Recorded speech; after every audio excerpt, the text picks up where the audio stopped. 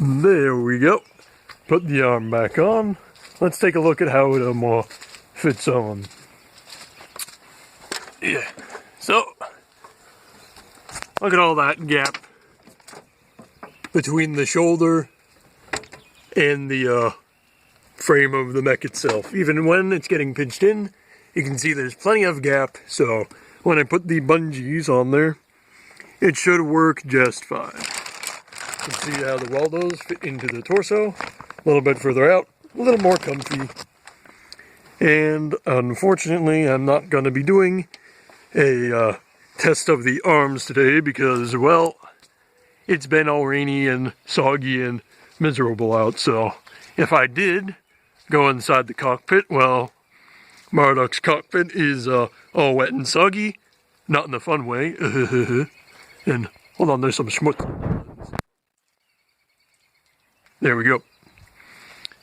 So I was saying, Marduk is all wet and soggy and not in the fun way, so if I were to sit down in the cockpit, I would become an honorary member of the Soggy Bottom Boys.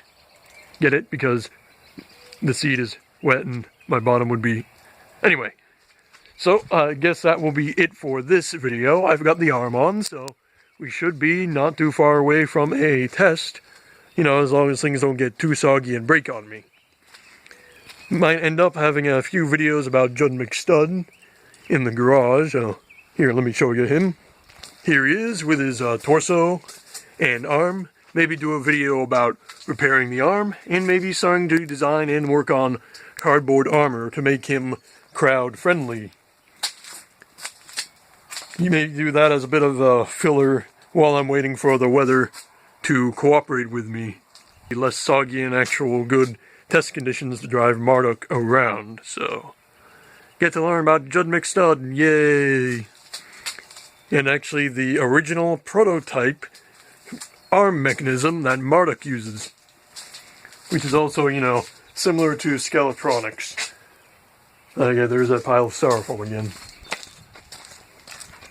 So, anyway, we're getting another step closer to the full system test of Marduk when it actually gets not so soggy out and I won't have to be worried about the electronics getting ruined. So, if you do enjoy my content, be sure to like and subscribe and hey, share it with some others. And I will see you next time. Bye-bye.